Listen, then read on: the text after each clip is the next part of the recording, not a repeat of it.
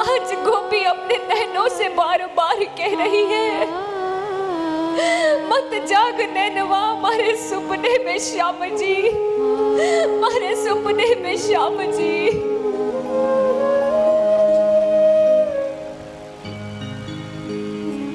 मत जाग नैनवा, मत जाग नैनवा, मत जाग नैनवा, हमारे सुपने में श्याम जी, हमारे सुपने में श्याम जी। मत जाग नैनवा, मत जाग नैनवा, हमारे सुपने में श्याम जी, हमारे सुपने में श्याम जी। उनसे लड़ूंगी मैं तो उनसे लड़ूंगी, रूठूंगी मनाऊंगी। मत जाग नैनवा, मत जाग नैनवा, हमारे सुपने में श्याम जी, हमारे सुपने में श्याम जी।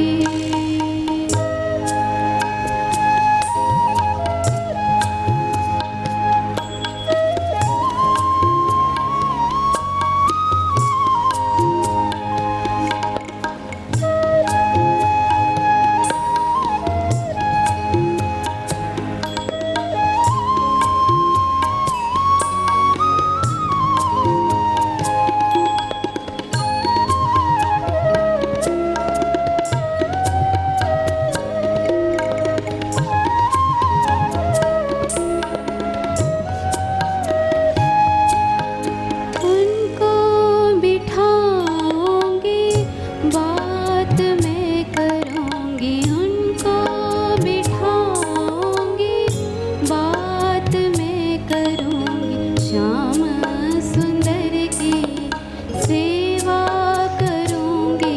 मत जाग नैनवा, मत जाग नैनवा, हमारे सुपने में श्याम जी, हमारे सुपने में श्याम जी।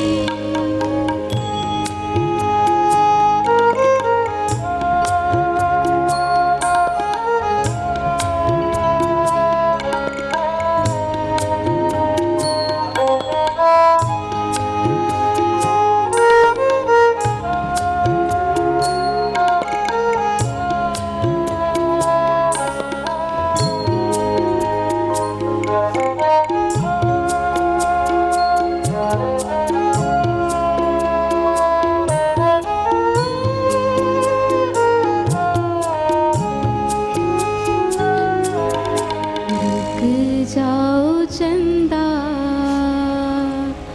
आए हैं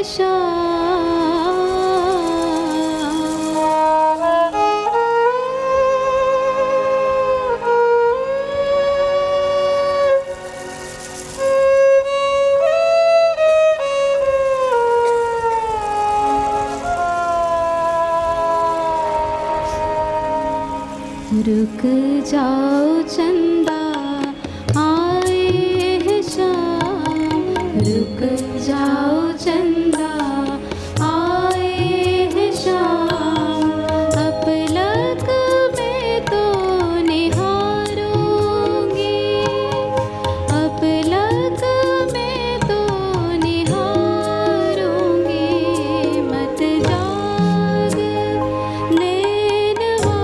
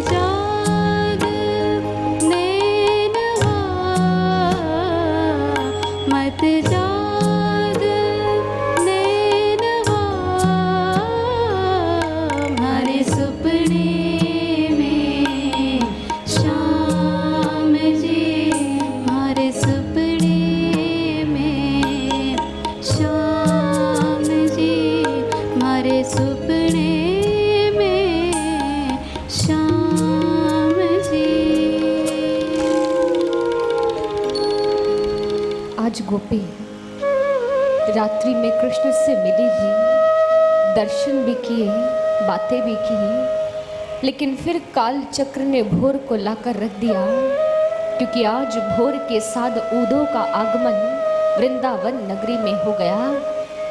वृंदावन में उदो आए, बरबस ही उनकी आंखों से अश्रु बहने लगे। जब उदो ने इस प्रकार वृंदावन को देखा तो उदो के मुख से यही निकला, वृंदावन की कुंज गलिन का भेद न जाने कोई, डाल डाल और पात पात से कान्हा कान्हा होए। यहाँ तो हर डाल से, हर पत्ते से केवल कृष्ण के नाम की ही ध्वनि हो रही है, केवल कृष्ण ही कृष्ण है। उदो नंद बाबा से मिले, यशोदा मैया से मिले, जब पहुंचे गोपियों को संदेश देने, और गोपियों से जाकर कहते हैं, अरे ओ गोपियों, ये क्या रोना धोना लगा रखा है? अरे उस ईश्वर की पूजा करो, अपने मन को उसमें लगाओ। गोपियां कहने लगी, यह तो बताइए उद्धव जी, एक व्यक्ति के पास कितने मन होते हैं?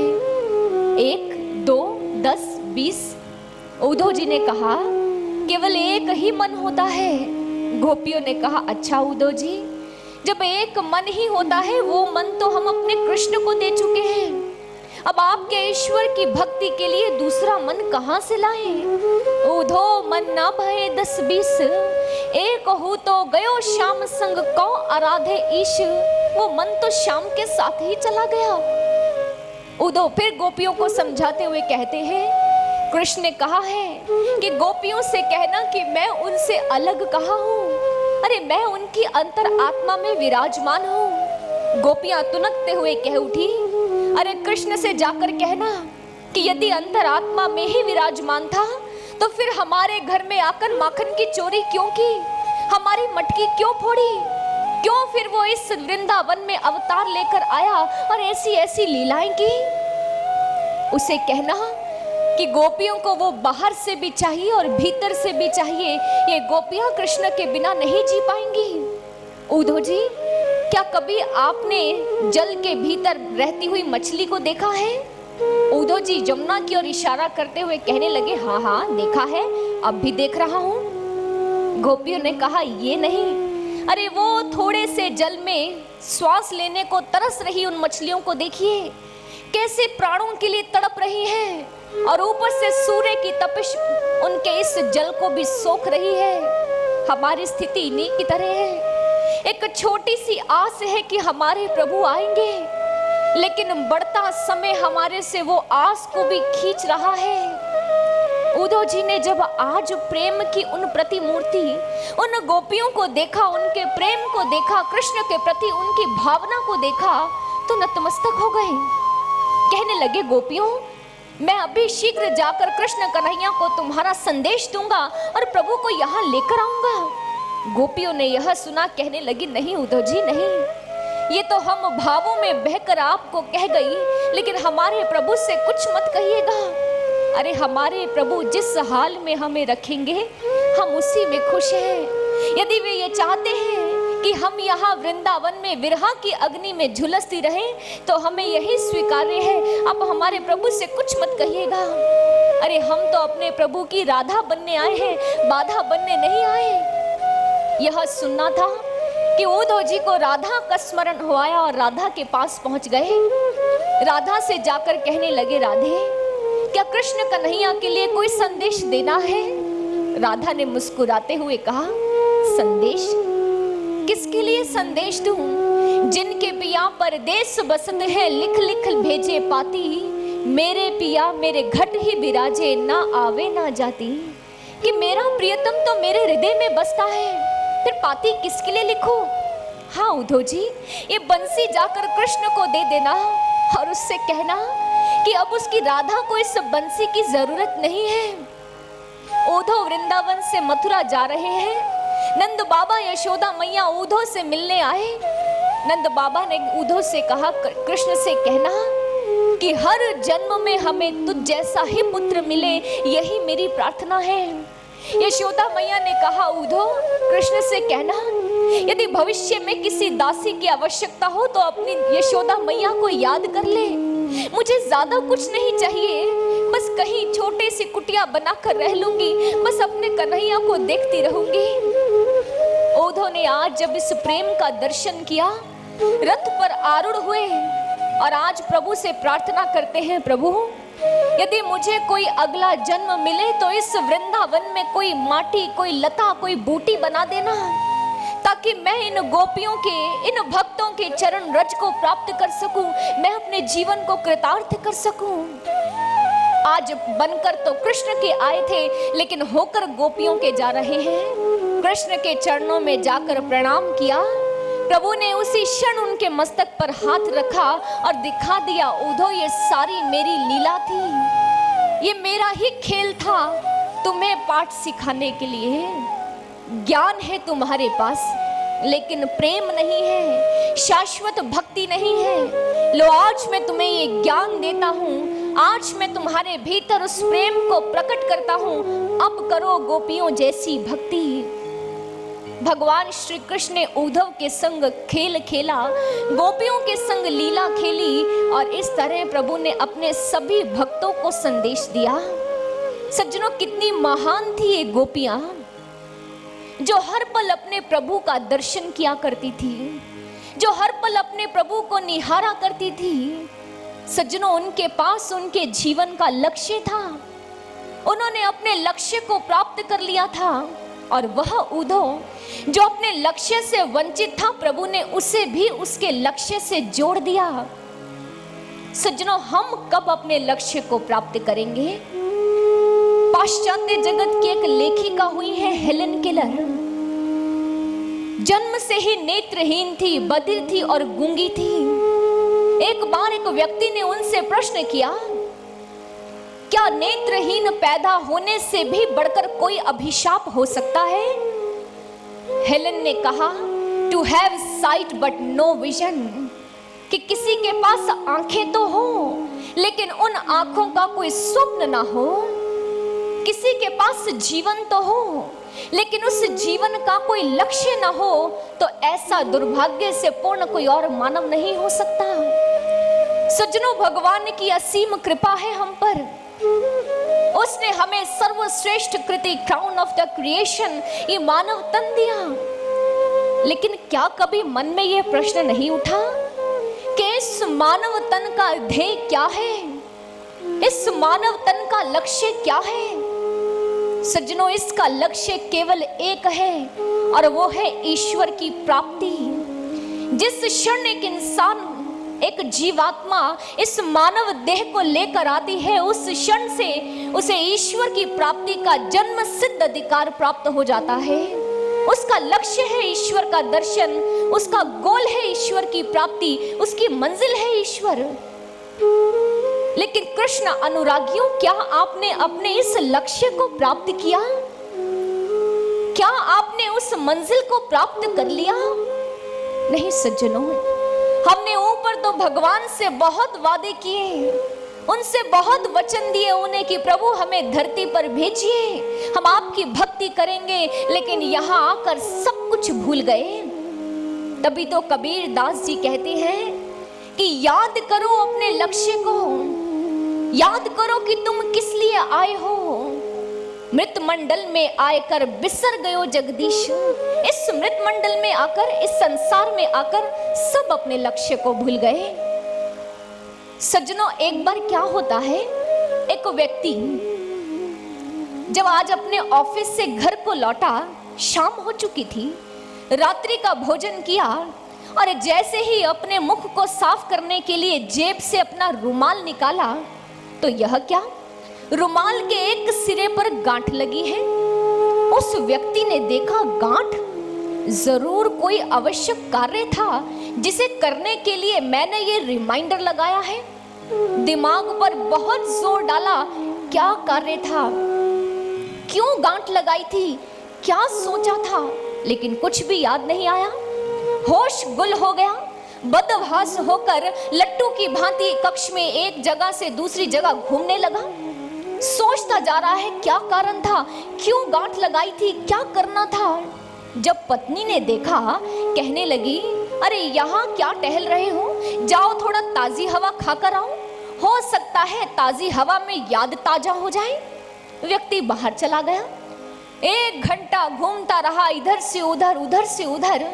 टांगों ने जवाब दे दिया, लेकिन मस्तिष्क से कोई जवाब नहीं आया। घर में आ गया।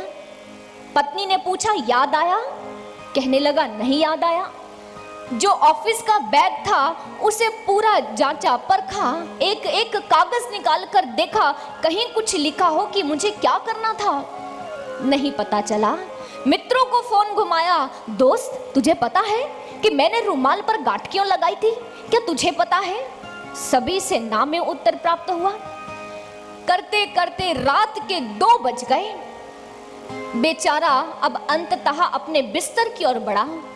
बिस्तर पर जाकर लेटा, चद्दर ओढ़ी ही थी कि अचानक उसे याद आ गया और चिल्लाता हुआ उठ गया, याद आ गया, याद आ गया, याद आ गया। धर्म पत्नी ने सुना, कहने लगी, ओहो चलो अच्छा हुआ याद तो आया, क्या बात थी? उस व्यक्ति ने बड़ा उदास चेहरा बनाया। कहने लगा, अब क्या करूं बता के, अब तो उसका कोई लाभ नहीं। कहने लगी, क्यों लाभ क्यों नहीं, बताओ तो सही। महोदय कहने लगे, बात यह थी कि आज मैंने रुमाल पर गांठ इसलिए लगाई थी ताकि मैं घर जाकर जल्दी सो सकूं, फिर सुबह जल्दी ऑफिस जा सकूं, ताकि मैं जल्दी जल्दी अपना काम कर लूं, इसलिए गांठ लगाई थी। अब तो रात के बज गए 2, सारा समय हाथ से निकल गया। सज्जनों, हमने भी ऐसी वचन रूपी गांठ लगाई थी कि हमने वचन दिया था, हाँ प्रभु हम अपने लक्ष्य को प्राप्त करेंगे, हाँ प्रभु हम ईश्वर की भक्ति करेंगे। लेकिन सज्जनों, हम यहाँ इस संसार में आकर अपने लक्ष्य को भूल गए, अपनी मंजिल को भूल गए, संसार की ही मोह माया वासना में लिप्त हो गए।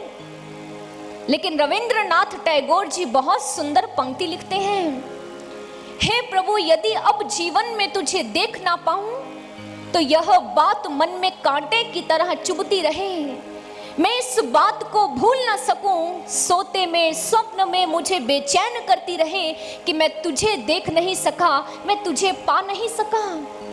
संसार की हाट में मैं कितने ही दिन क्यों ना बिता दूं, मेरे दोनों ही हाथ कितनी ही बार धन धान्य से क्यों ना भर जाएं, लेकिन उसका मुझे क्या लाभ। यह बात मैं कभी ना भूलूं कि मैं तुझे नहीं पा पाया, मैं तुझे नहीं देख पाया। आलस्य वश में जब भी रास्ते के किनारे बैठूं और विश्राम के लिए बिछौना लगाने की व्यवस्था करूं, तब भी मैं यह ना भूलूं कि अभी तो पूरा पथ पड़ा है। यह बात मन से ना निकले कि मैं तुझे नहीं पा सका। मेरे घर में कितने ही शहनाइयां बजे, कितने ही गाजे बाजे बजे, मेरा घर कितनी ही अच्छे ढंग से क्यों ना सज जाए, लेकिन तुझे नहीं पाया, तू नहीं आएगा, यह बात मन से ना निकले। मैं कभी इस बात को भूलूं नहीं, ये वेदना सोते और स्वप्न में बनी रहे। कितना सुंदर कह दिया उन्होंने कि भले ही संसार की सारी धन वैभव संपदा मुझे प्राप्त हो जाए, लेकिन मैं अपने लक्ष्य को सदैव याद रखूं। प्रभु मुझ पर इतनी कृपा करना।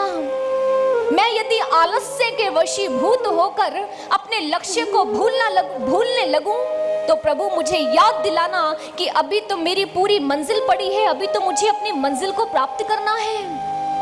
मेरे घर में कितनी ही शहनाइयां बजे, मेरे घर में कितने ही राग रंग क्यों ना हो, लेकिन मेरे भीतर मेरे लक्ष्य को पाने की प्रेरणा हमेशा बनी रहे। प्रभु ऐसी कृपा करना।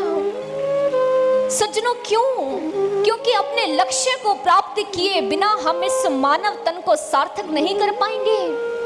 यदि इस मानव तन में ईश्वर की भक्ति नहीं की, तो इस मानव तन को प्राप्त करने का फिर लाभ क्या? कोई लाभ नहीं। सज्जनों, ये समय है, समय की मांग है, और आज तो सुनहरा अवसर है कि पूर्ण संत चलकर आपको ये समझा रहा है कि आओ और आकर अपने लक्ष्य को प्राप्त कर लो। स्वयं जगत गुरु भगवान श्री कृष्ण अपने भक्तों से मिलने आए हैं, उनसे कहने आए हैं कि आओ और आकर मुझे प्राप्त करो, मेरा दर्शन करो, शाश्वत भक्ति का ज्ञान प्राप्त करो।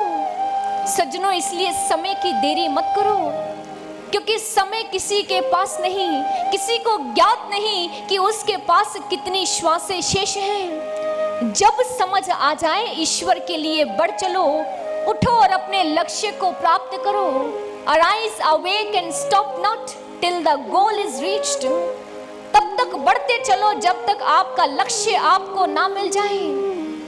जाओ, जाकर संत के पास प्रश्न करो ईश्वर को देखने का, जिज्ञासा रखो उनके समक्ष ईश्वर को दिखाने की। जाकर ईश्वर की प्राप्ति करो, ईश्वर का दर्शन करो, अपने लक्ष्य की प्राप्ति करो, तो आपको सच में अंदर से ये आनंद मिलेगा कि आज हमने हमारे प्रभु की आज्ञा को पूरा कर लिया है, आज हमने हमारे लक्ष्य को पूरा कर लिया है, आज हमने अपने मानव तन को सार्थक कर लिया है, आज हमें हमारा ध्येय मिल गया है। सज्जनों, जिस दिन आपके घट में कृष्ण का प्रकटीकरण हो गया, तब आप सब महिलाएं गोपियां होंगी और आप सब गोप ग्वाले होंगे। क्योंकि गोपी कौन है? गोभिः इंद्रियैः भक्ति रसं पिबति इति गोपी। जिस जीवात्मा की प्रत्येक इंद्रिय भक्ति रस में डूबी हुई है, वही तो गोपी है। तो जाओ, जाकर उस भक्ति को प्राप्त करो, तो आप भी गोपी बन जाओगे, आप भी कृष्ण के गोप ग्वाले बन जाओगे, आप भी अपने कृष्ण के भक्त बन जाओगे।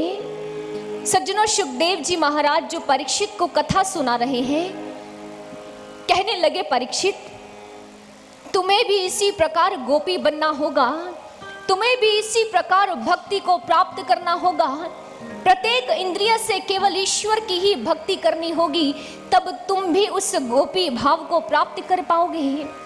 परीक्षित आज सुखदेव जी के माध्यम से एक एक कथा को, प्रभु की एक एक लीला को बड़े ध्यान से सुन रहा है।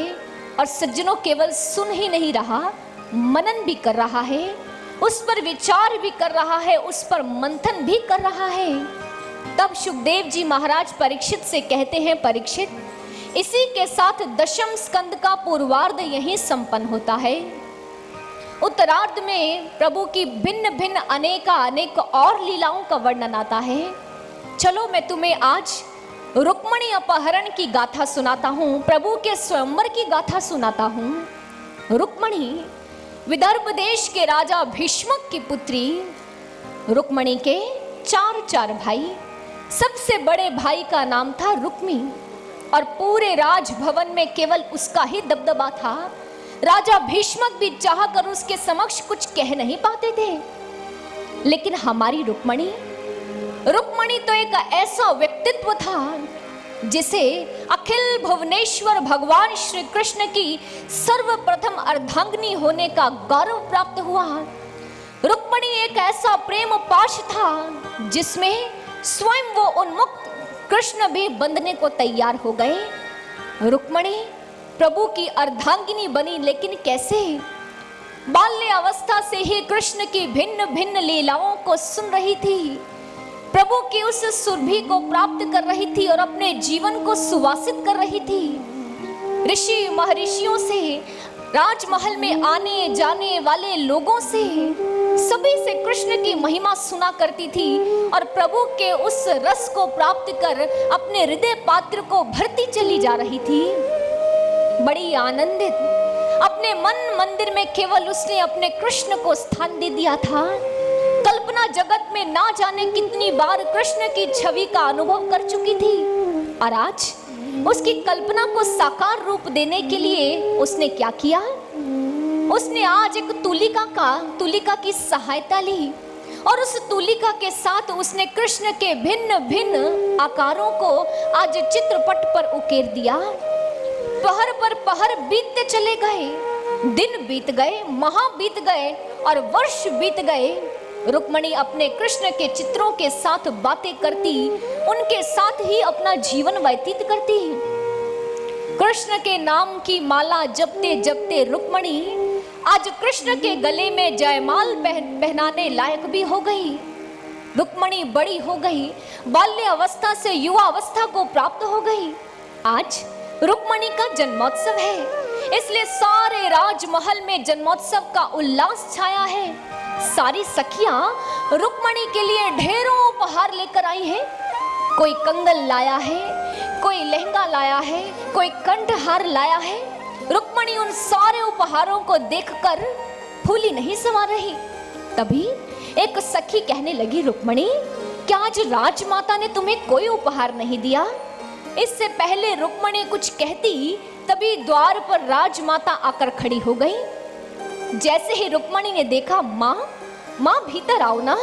राजमाता भीतर आई, रुक्मणी को ढेरों आशीर्वाद दिए, शुभकामनाएं दी और साथ ही साथ अपना उपहार भी दिया। रुक्मणी अपनी माँ से उपहार को पाकर अति प्रसन्न हुई। तभी माँ ने कहा, रुक्मणी क्या इसे पहनकर नहीं दिखाओगी, कैसा लग रहा है? रुक्मणी ने कहा, अभी लो माँ, अब तनिक रुको, मैं अभी आई। रुक्मणी अपने माँ के द्वारा दिए गए उपहार को यानी उस लहंगे को पहनकर आई और आज उन वस्त्रों को धारण कर रुक्मणी और भी अधिक सुंदर लग रही है। क्यों? ये विशेषता उस वस्त्रों की नहीं है, ये विशेषता उस रंग की है, क्योंकि वो रंग था पीतांबर। उस पीतांबर रंग को पहनकर तो आज रुक्मणी झूम उठी, प्रफुल्लित कदमों से अपनी माँ के पास आई और अपनी माँ की गोद में अपना सिर रख दिया। कहने लगी, माँ आज से पहले मुझे कभी किसी ने इतना सुंदर उपहार नहीं दिया। माँ ने सुना, कहने लगी, रुक्मणी तुझे पीतांबर रंग इतना पसंद है, ये तो मुझे पता ही नहीं था। रुक्मणी के अंतस से आवाज आई, माँ तू नहीं जानती, मुझे पीतांबर ही नहीं, मुझे तो पीतांबर धारी भी बहुत पसंद है और आज उस पीतांबर को मुझे देकर तूने ये प्रमाणित कर दिया कि मैं सदा सदा के लिए उस पीतांबर धारी की हो जाऊंगी। उस लहंगे को पहनकर, उस पीतांबर को पहनकर आज रुक्मणी अपनी सखियों के संग झूमती नाचती हुई सारे राजमहल में घूमी। फिर अपने पिताश्री के पास गई। प्रणाम पिताश्री। राजा भीष्मक ने देखा, अरे मेरी पुत्री इतनी बड़ी हो गई, अच्छा अब तो अवश्य ही तुम्हारा विवाह करना होगा। सकुचाती शर्माती हुई रुक्मणी वहां से प्रस्थान कर गई।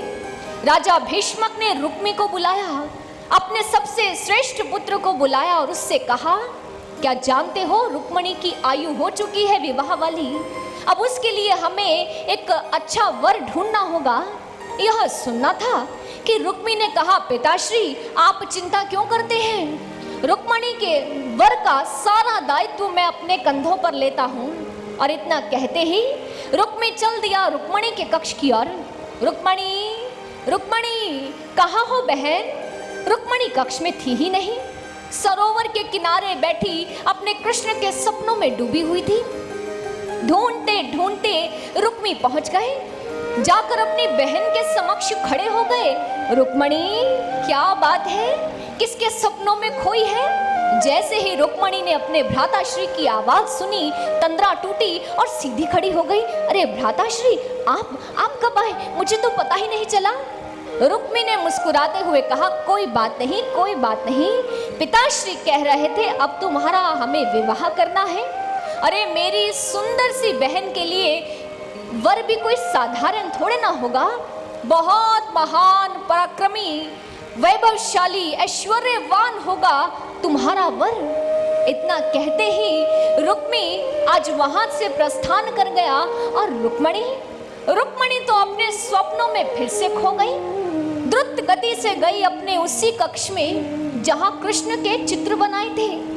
एक एक चित्र को जाकर देख रही है। तभी एक चित्र के सामने गई, खड़ी हो गई, अपनी तूलिका से प्रभु की अंगुली पर सुदर्शन चक्र बना दिया। दूर से खड़े होकर निहार रही है। अरे वाह, यही तो वो है जिन्होंने कंस का उद्धार किया, जिन्होंने जरासंध के अभिमान का मर्दन किया। अरे क्या इनसे ज्यादा बलिवान, इनसे ज्यादा शक्तिशाली कोई हो सकता है? तभी वर की दूसरी विशेषता के बारे में चिंतन करते हुए रुक्मणी पहुंच गई दूसरे चित्र की ओर। उसमें प्रभु के सिर पर राजमुकुट पहनाया, गले में सुंदर सुंदर आभूषण पहनाए, हाथों में बाजूबंद पहनाए और देखती हुई कहती है, अरे वाह, क्या इनसे ज्यादा रूपवान, क्या इनसे ज्यादा सौंदर्य किसी का हो सकता है? अरे ये तो बंसीधर है, बंसीधर, ये तो चित्त चोर है, चित्त चोर। तभी अचानक रुक्मणी को पता नहीं क्या याद आया कि दूसरे चित्र के पास गई, जाकर प्रभु के हाथ में बंसी थमा दी। कहने लगी, वाह, यही तो है हर कला में निपुण, हर कला में निपुण। लगता है भैया इन्हीं के बारे में सोच रहे थे। रुक्मणी अपने आप से बातें कर रही है, तभी कक्ष में सखियों का आगमन हुआ। कहने लगी, क्यों रुक्मणी, किसके बारे में बातें हो रही है? अरे भ्राताश्री किसके बारे में कह रहे थे, बता तो। रुक्मणी अपनी सखियों को अपने कक्ष में ले गई, कृष्ण के चित्र दिखाए, कहने लगी, सखियों देखो, यही है मेरे हृदयेश्वर, यही है मेरे परमेश्वर, यही मेरा सर्वस्व है। अरे इन्हीं की प्रेम की धुन पर रुक्मणी नाचती है, यही केवल मेरे लिए देखने योग्य है। अरे यही है जिनकी रूप माधुरी ने मुझे लुभा लिया है। अरे सखियों, मैंने इन्हें अपने पति के रूप में चुन लिया है। अब तो रुक्मणी केवल कृष्ण का ही वर्ण करेगी, केवल कृष्ण का वर्ण करेगी। और उस क्षण प्रभु के एक चित्र को उठाया, अपने हृदय से लगाया और आज प्रभु की महिमा का गान करते हुए, अपनी सखियों को संबोधित करते हुए, सुनाते हुए रुक्मणी कुछ कह उठी।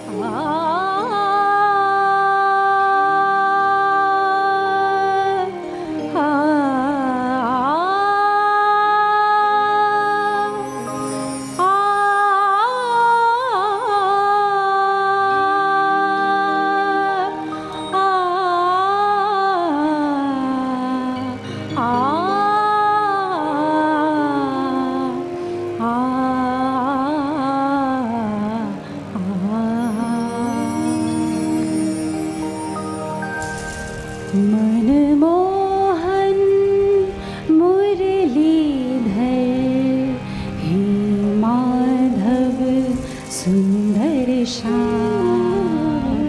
मनमोहन मुरलीधर हे माधव सुंदर श्याम। मनमोहन मुरलीधर माधव सुंदर श्याम। मनमोहन मुरलीधर माधव सुंदर श्याम। जीवन के हो धार तुम्ही, जीवन के हो धार तुम्ही, कान्हा कान्हा। मनमोहन मुरलीधर हे माधव सुंदर श्याम। मनमोहन मुरलीधर हे माधव सुंदर श्याम।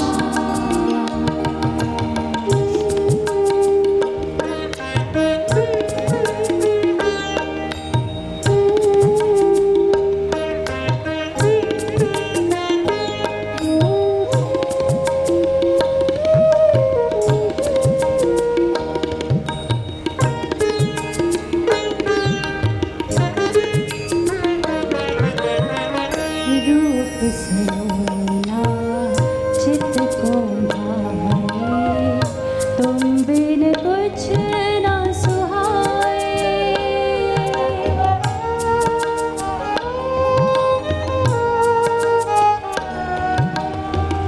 रूप सलोना चित्त को भाए, तुम बिन कुछ ना सुहाए। लहराती पवन भी मुझ तक तेरा संदेश लाए। कान्हा कान्हा। मनमोहन मुरलीधर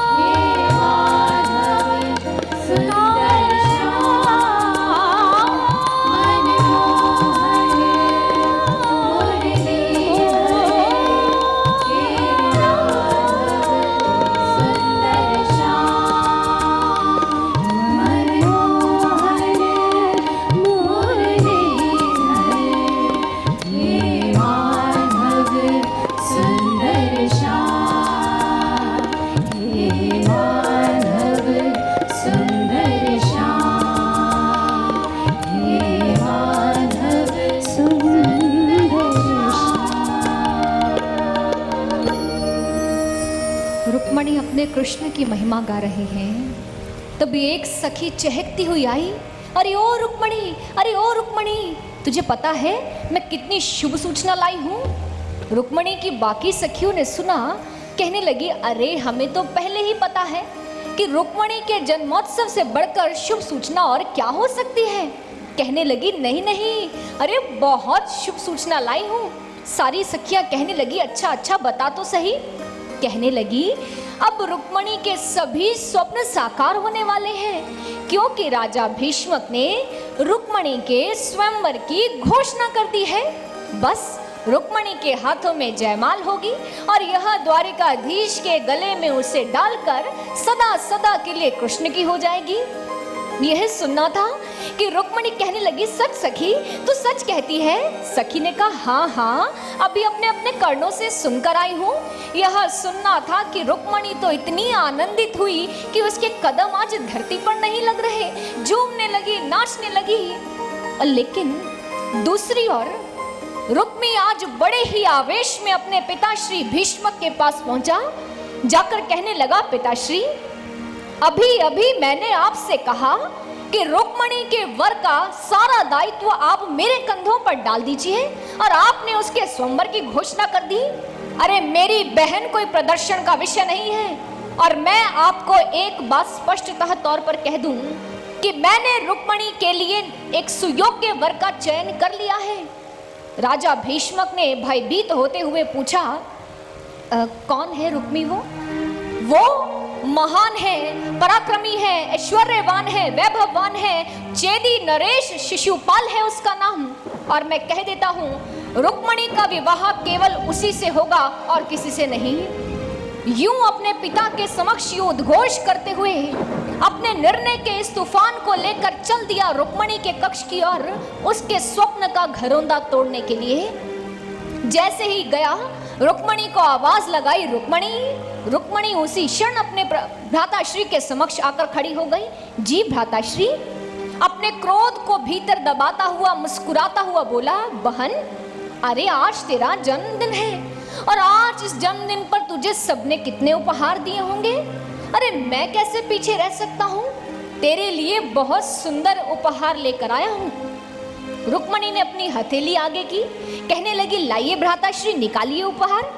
रुक्मणी ने कहा और रुक्मणी की बात सुनते ही रुक्मी कहने लगा अरे एक कन्या के लिए सबसे सुंदर उपहार क्या हो सकता है?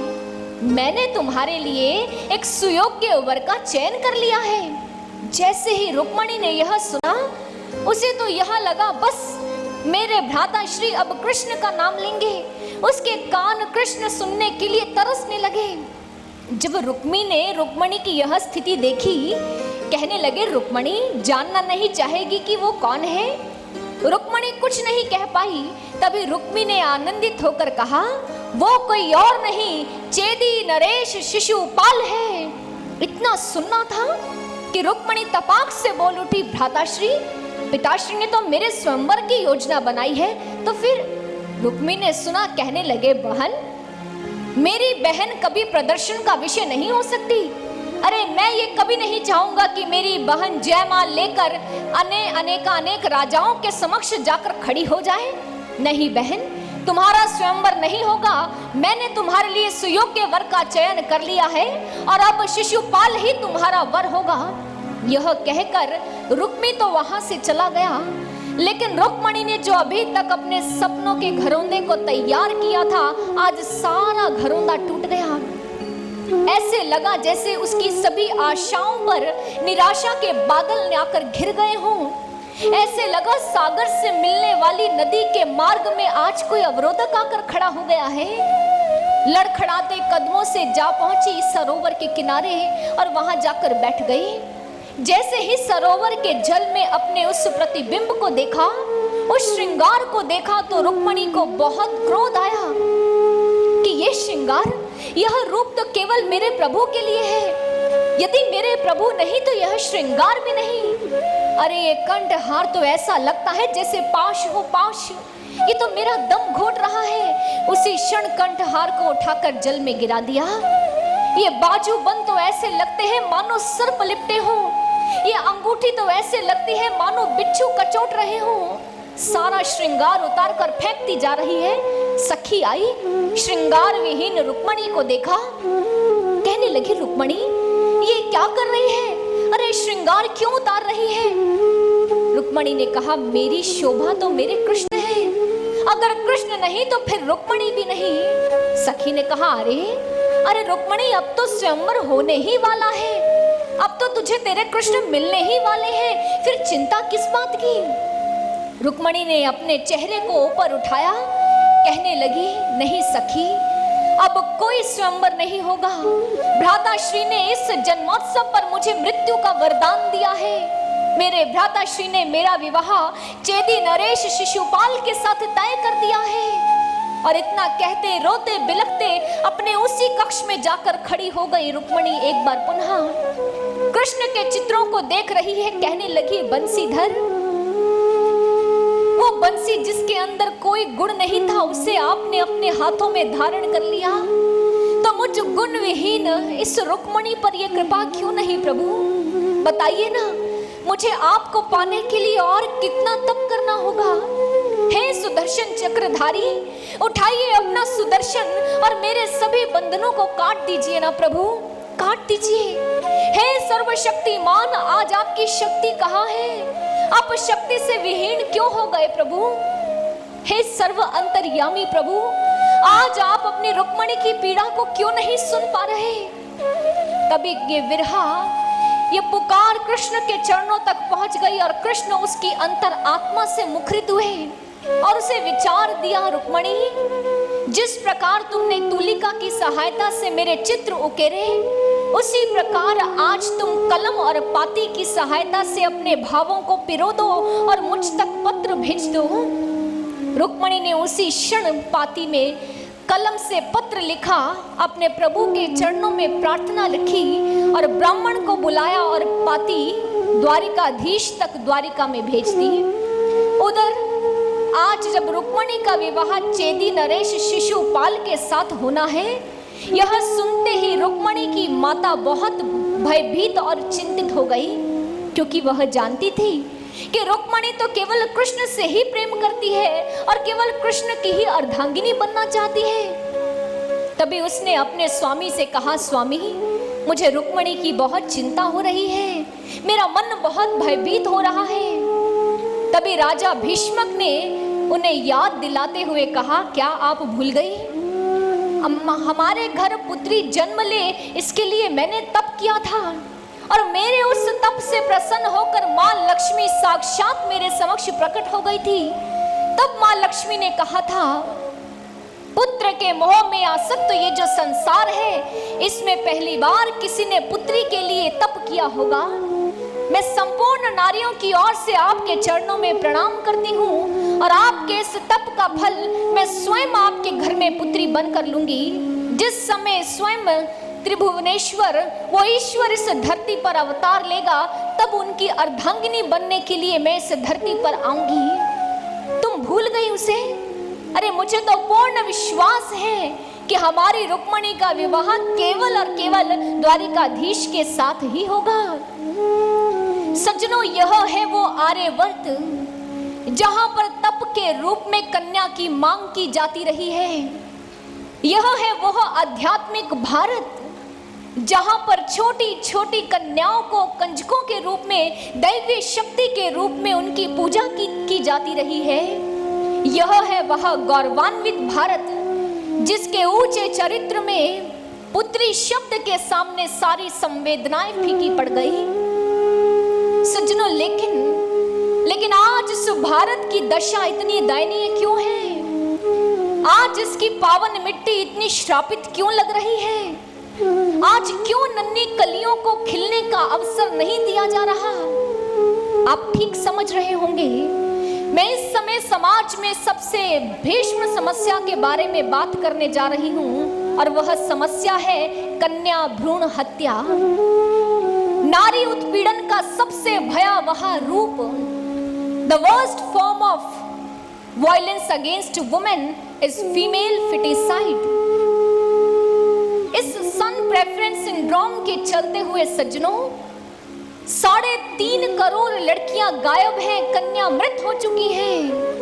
क्यों? क्योंकि हमें पुत्र चाहिए, पुत्री नहीं चाहिए।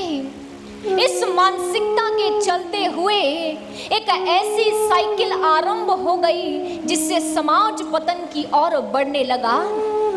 कन्या भ्रूण हत्या समस्या जन्म लेने लगी, कन्या भ्रूण हत्या हुई और नारियों की संख्या कम होने लगी। नारियों की संख्या कम हुई तो वायलेंस, ट्रैफिकिंग जैसी समस्याएं सामने आकर खड़ी हो गई। सज्जनों, इसके कारण फिर से महिला का स्टेटस समाज में गिर गया। जब स्टेटस गिरा तो फिर से माता पिता की मानसिकता क्या हो गई? भेदभाव की। और जब भेदभाव उत्पन्न हुआ फिर से क्या जन्म लिया? कन्या भ्रूण हत्या। इस प्रकार ये एक ऐसी अंतहीन श्रृंखला बंध गई कि सज्जनों, इसके कारण हमारा सारा समाज प्रदूषित हो रहा है। इस कन्या भ्रूण हत्या के कारण ही समाज के भीतर इतनी समस्याएं, महिलाओं के प्रति इतने घोर अत्याचार देखने को मिल रहे हैं। हर 4.5 मिनट में एक महिला घरेलू हिंसा की शिकार होती है। हर 16 मिनट में एक महिला का शील भंग होता है।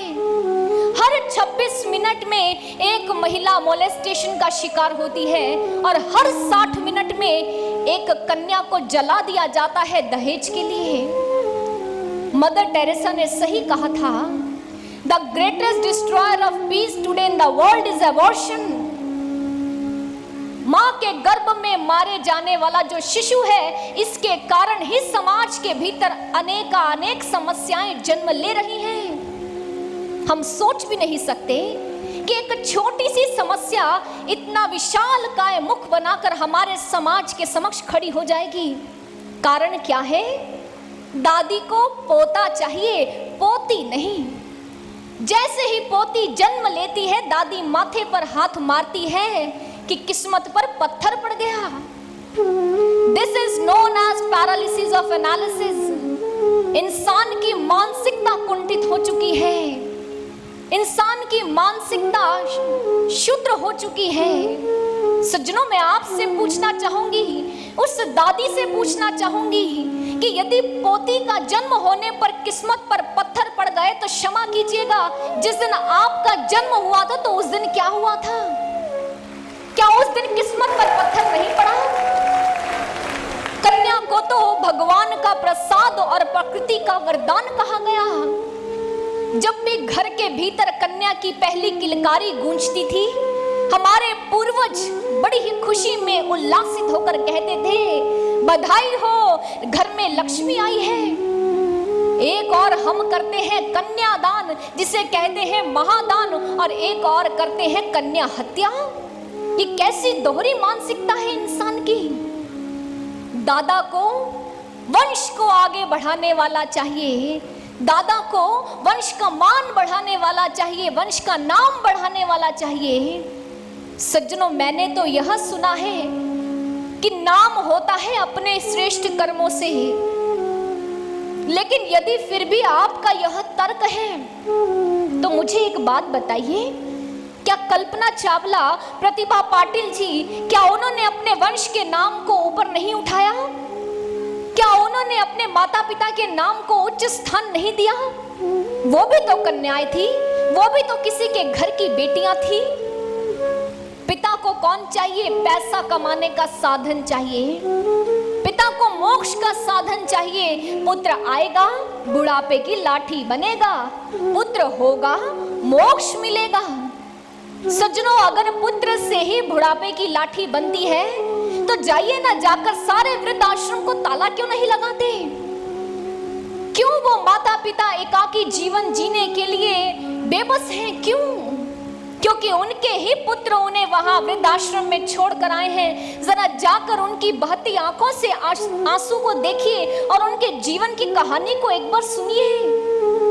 तो ये जो मान्यता है ना कि बेटा बुढ़ापे की लाठी बनता है, उसी दिन ये लाठी टूट जाएगी। पुत्र से ही मोक्ष मिलता है।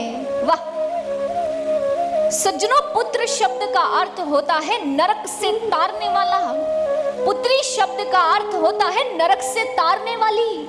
आपको नाविक मिले, पुरुष मिले या महिला मिले, आपको तो भवसागर से पार ही होना है, तो फिर भेद किस बात का? वास्तविकता में तो मुक्ति केवल ज्ञान से होती है, लेकिन जो पुत्र जो पुत्री अपने माता पिता को ब्रह्म ज्ञान की ओर प्रेरित करते हैं, वे दोनों ही तारने वाले और तारने वाली होती हैं। गर्भ में एक बेटी को मरवाकर आप कौन से मोक्ष की इच्छा रखते हैं? सज्जनों, गर्भ में बेटी को मरवाना, किसी शिशु की हत्या करवाना, ये तो महापाप है, महापाप।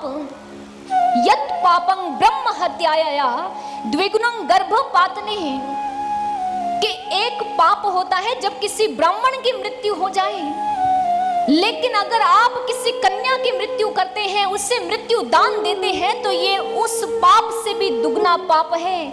और कहते हैं ब्राह्मण की हत्या का प्रायश्चित तो फिर भी है, लेकिन बेटी की हत्या का कोई प्रायश्चित नहीं है, वो तो एक महापाप है। सोचिए, सारा समाज महापाप कर रहा है, तो ईश्वर के कोप से आप लोग बच जाओगे? क्या ईश्वर को प्रसन्न कर लोगे? नहीं सज्जनों, नहीं कर सकते। एक माँ अपने 3 साल की बेटी को लेकर डॉक्टर के पास गई, कहने लगी, डॉक्टर साहब, मेरे गर्भ में एक कन्या पल रही है, आप अबॉर्शन कर दीजिए, इसे गिरा दीजिए। डॉक्टर ने ज्यों ही सुना, कहा, देखिए ये कैसी बातें कर रही हैं, ऐसे नहीं करते, आपने उसे स्थान दिया है अपने गर्भ में, अब उसे क्यों मरवा रही हैं? उस महिला ने कहा, मुझ पर बहुत फैमिली प्रेशर है, मेरे पति नहीं चाहते, मेरी सास नहीं चाहती, आप कृपया कर इसे अबॉर्ट कर दीजिए, इसे निकाल दीजिए। डॉक्टर ने फिर समझाया, वो नहीं मानी। तब जानते हैं डॉक्टर ने क्या कहा? डॉक्टर ने कहा, ठीक है, तो मैं आपकी इस 3 साल की बेटी को ही मार देता हूँ। यह सुनना था कि महिला आवेश में आ गई, डॉक्टर से कहने लगी, डॉक्टर साहब, आपका दिमाग तो नहीं खराब हो गया? कैसी बातें करते हैं? डॉक्टर ने कहा, जो बात आपने कही वही मैं कह रहा हूं। जिस गर्भ में पल रहे शिशु को आप मरवाना चाहते हैं, वो भी तो जीवित है। Fetus is regarded as a human life from the moment of fertilization. जिस समय वो माँ के गर्भ में आता है, उसी समय से वो जीवित हो जाता है। अब तो हमारे वैज्ञानिक भी कहते हैं कि उसके अंदर चैतन्य शक्ति उसी क्षण प्रवेश कर जाती है। तो फिर अंतर क्या है? चाहे बाहर वाली आपकी बेटी को मारा जाए या भीतर वाली, दोनों में ही चैतन्य शक्ति है, दोनों ही जीवित है। हे मातृशक्ति, यदि आप भी मजबूरियों के कारण, यदि आप भी प्रेशर के कारण अपनी बच्ची को इस प्रकार मरवाती हैं, तो आप भी दोषी हैं। आप तो मातृशक्ति हैं, दुर्गा स्वरूप हैं। अपनी शक्ति को पहचानती क्यों नहीं है? अपनी शक्ति को पहचानो कि आप कौन हो। अश्रु नहीं है नियति तुम्हारी, तुम में भी है शक्ति अपार। नर ना कर पाए किंचित, तो तुम करना जग का उद्धार। निज अंतर मन में झांको तुम, अपनी क्षमताएं आको तुम, प्रतिभाओं को दो आकार, तुम में भी है शक्ति अपार। मर्यादा जो हरे तुम्हारी, बन जाना अग्नि चिंगारी, करना दुष्टों का संहार, तुम में भी है शक्ति अपार। मैं आपको एक घटना सुनाती हूँ। सन 1140 की बात है। राजा कॉनरेड ने वीनस वर्ग पर अपना आधिपत्य स्थापित कर लिया। वहां की महिलाओं ने राजा के समक्ष एक अपील की। उनसे कहा कि आप हमें इस राज्य से जाने की इजाजत दें और हम अपने कंधों पर और अपने हाथ पर जो सामान उठाकर जा सके, हमें उसके साथ जाने दें। राजा ने कहा, ठीक है, जाओ। जानते हैं उन नारियों ने क्या किया? अपने कंधों पर अपने पतियों को उठाया और अपने हाथों में अपने बच्चों को उठाया और चल दी। राजा के लोगों ने जब इस दृश्य को देखा तो विरोध में खड़े हो गए। तब राजा ने कहा, नहीं, मैं अपने वचन से बंधा हूं, मैंने शब्द कहे हैं और पूरा करना ही होगा। लेकिन आज मैं समझ गया हूं कि नारी का शौर्य, नारी की शक्ति अनंत है, वो दिव्य है। नारी चाहे तो कुछ भी कर सकती है। हे मातृशक्ति, हे अनंत शक्ति की स्वामिनी, आपके पास अनंत शक्ति है, उस शक्ति को जागृत करो। जब दोषी आप है ही नहीं, फिर क्यों उस दोष को अपने सिर पर लेना? हमारा साइंस कहता है, विज्ञान कहता है कि मां के भीतर 2 क्रोमोसोम्स होते हैं, एक्स और एक्स। पुरुष के अंदर एक्स और वाई क्रोमोसोम होते हैं। बच्चे का जन्म कैसे होता है? एक क्रोमोसोम मां का और एक पिता का मिलता है और बच्चे का गठन होता है। विज्ञान कहता है जब एक्स और वाई मिलते हैं तो पुत्र बनता है, जब एक्स और एक्स मिलते हैं तो पुत्री बनती है।